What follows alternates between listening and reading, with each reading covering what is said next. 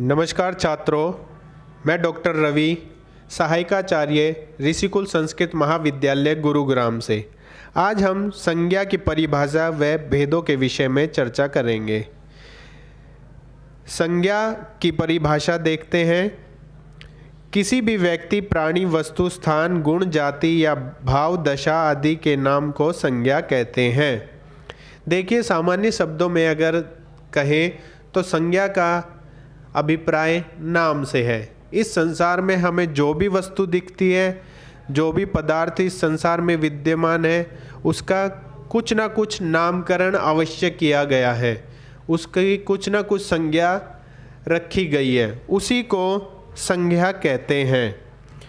उदाहरण के तौर पे देखते हैं, शाहजहां ने कश्मीर में सेबों की सुंदरता देखी। देखिए, इस वाक्य में शाहजहां, कश्मीर, सेब, सुंदरता, ये सब क्या है? संज्ञा शब्द है।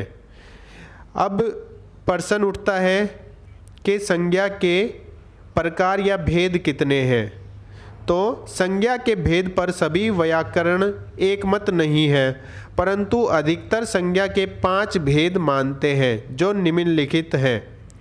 प्रथम है व्यक्तिवाचक संज्ञा, दूसरा है जातिवाचक संज्ञा, तीसरा है भाववाचक संज्ञा, चौथा है द्रव्यवाचक संज्ञा और पांचवा है समूहवाचक संज्ञा।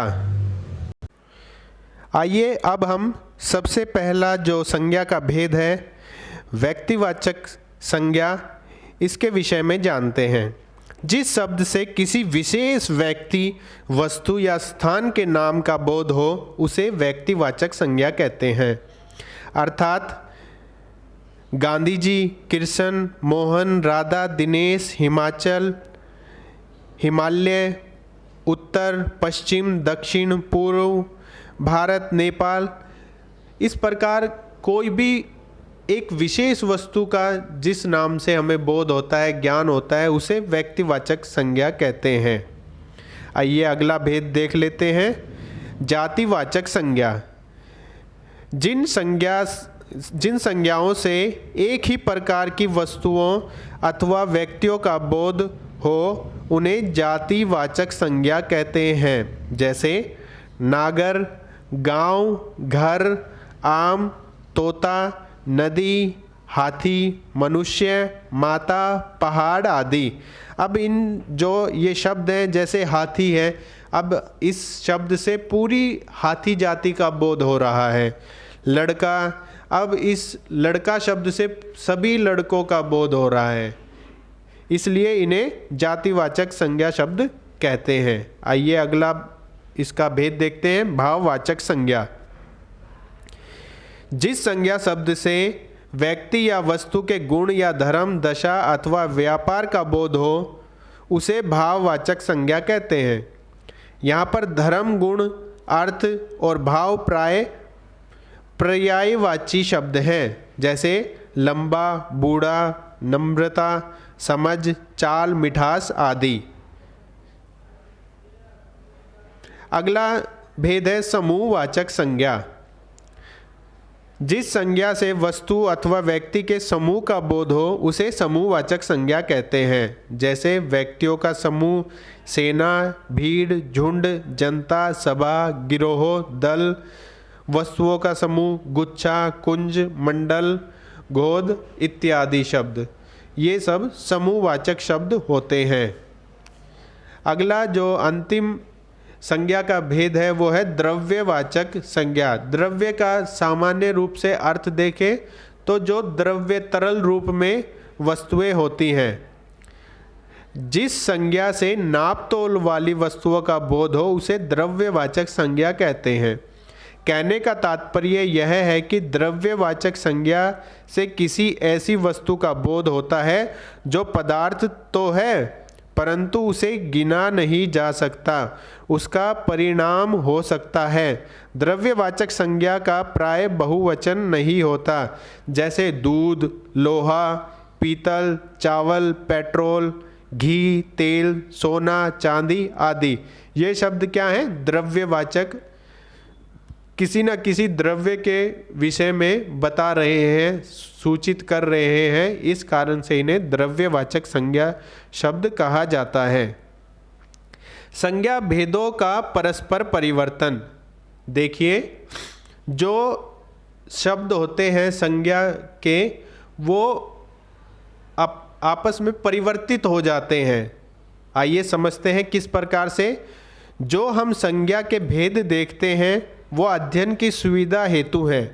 भाषा में इस बात का अधिक महत्व है कि वाक्य में प्रयुक्त होकर वह शब्द क्या प्रकार्य कर रहा है। कदापि व्यक्तिवाचक संज्ञा शब्द का प्रयोग जातिवाचक के रूप में तथा जातिवाचक संज्ञा शब्द का प्रयोग व्यक्तिवाचक संज्ञा के रूप में दिखता है। देखिए, कुछ शब्द होते हैं जो व्यक्तिवाचक होते हैं, वो जातिवाचक का कार्य भी करते हैं, और कुछ शब्द जातिवाचक होते हुए भी व्यक्तिवाचक संज्ञा का कार्य करते दिखाई पड़ते हैं। व्यक्तिवाचक संज्ञा शब्द का प्रयोग जातिवाचक के रूप में देखते हैं हम। जब हम किसी प्रसिद्ध व्यक्ति के नाम का प्रयोग उसके गुण बताने के लिए करते हैं, तब वे शब्द जातिवाचक संज्ञा की तरह प्रयुक्त होने लगते हैं। जैसे भीष्म पितामह दृढ़ प्रतिज्ञा के लिए मशहूर हैं, पर यदि हम कहते हैं कि रमेश तो भीष्म पितामह है, उसे अपने रास्ते से कोई नहीं हटा सकता, तो यहाँ रमेश स्वयं भीष्म पितामह नहीं है बल्कि दृढ़ प्रतिज्ञ व्यक्ति हैं।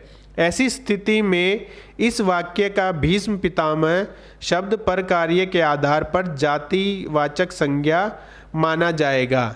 आइए अब कुछ और उदाहरण देखते हैं। भाई मुझ सूरदास की मदद करो। जो यहाँ पर सूरदास शब्द है वो जाति सूचक है, क्योंकि सूरदास शब्द सभी जो आँखों से विकलांग व्यक्ति होते हैं उनके लिए यहाँ पर प्रयोग हुआ है। मैं तो एकलव्य हूँ, गुरु के लिए कुछ भी कर सकता हूँ। यहाँ पर जो एकलव्य शब्द है वो जातिवाचक संज्ञा माना जाएगा। वह तो विभीषण निकला, उसने अपने ही लोगों को धोखा दे दिया। विभीषण शब्द देखिए जातिवाचक बन जाएगा यहाँ पर। आइए इसी प्रकार जो जातिवाचक संज्ञा का व्यक्तिवाचक संज्ञा के रूप में प्रयोग होता है उस पर हम चर्चा कर लेते हैं। कुछ जातिवाचक संज्ञा शब्द किसी व्यक्ति विशेष के लिए प्रयुक्त होकर अपने अर्थ में रूढ़ हो जाते हैं। जैसे महात्मा जी शब्द है तो जाति संज्ञा शब्द, पर यदि कोई कहता है महात्मा जी के बलिदान के कारण ही भारत स्वतंत्र हुआ, तो यहाँ महात्मा जी शब्द जाति का बोध न कराकर महात्मा गांधी व्यक्ति विशेष का बोध करा रहा है। आइए अब इसके कुछ और उदाहरण देख लेते हैं। नेताजी ने कहा तुम मुझे खून दो, मैं तुम्हें आज़ादी दूंगा। अब यहाँ जो नेताजी शब्द है वो है तो जातिवाचक शब्द, लेकिन यहाँ पर वो कार्य क्या कर रहा है, व्यक्तिवाचक संज्ञा का। आज़ादी के बाद सरदार देश के उप प्रधानमंत्री बने। यहाँ पर भी सरदार जो शब्द है वो है तो जातिवाचक, लेकिन यहाँ पर व्यक्तिवाचक संज्ञा का कार्य कर रहा है। पंडित जी हमारे देश के पहले प्रधानमंत्री थे, इसी प्रकार यहाँ पंडित जी कार्य कर रहा है। भाववाचक संज्ञा का जातिवाचक संज्ञा के रूप में प्रयोग।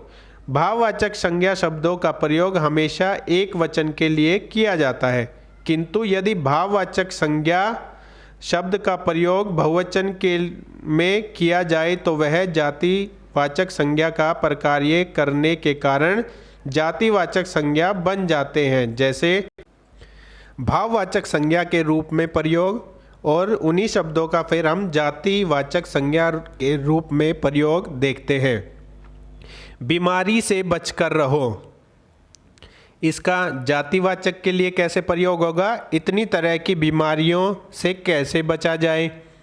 प्रार्थना करो, आवश्यक सफलता मिलेगी, सबकी प्रार्थनाओं का अवश्य असर होगा।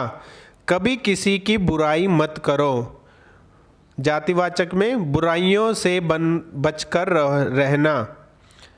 भाववाचक में परिश्रम करो, सफलता अवश्य मिलेगी। सफलताएं किसी अच्छी नहीं लगती, ये जातिवाचक में बन जाएगा। धन्यवाद। मैं डॉक्टर रवि, सहायकाचार्य, ऋषिकुल संस्कृत महाविद्यालय, गुरुग्राम से। बहुत बहुत धन्यवाद।